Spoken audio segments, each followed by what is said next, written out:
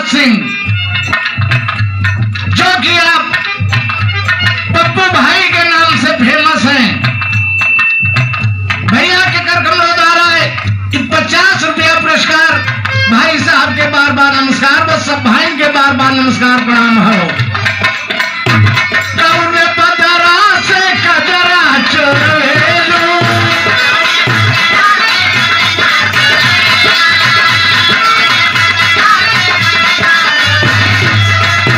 कौने फुलवा से खुशबू लगैलो,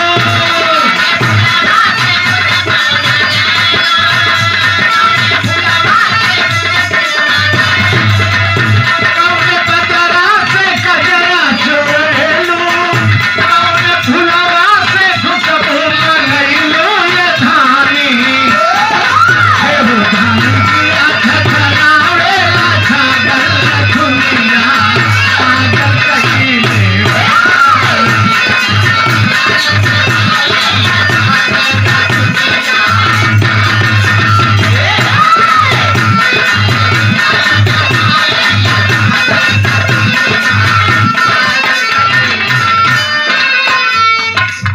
इस भाव पे खुश होकर के परमादरी परम सत्य आप श्री बंसीलाल बिंद जी के बड़े सुपुत्र परमादरी भाई आप सुशील कुमार बिंद भैया के कर कमलों द्वारा 200 रुपए का पुरस्कार मिला।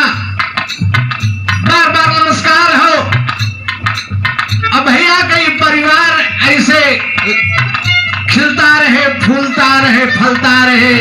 जय माता दी।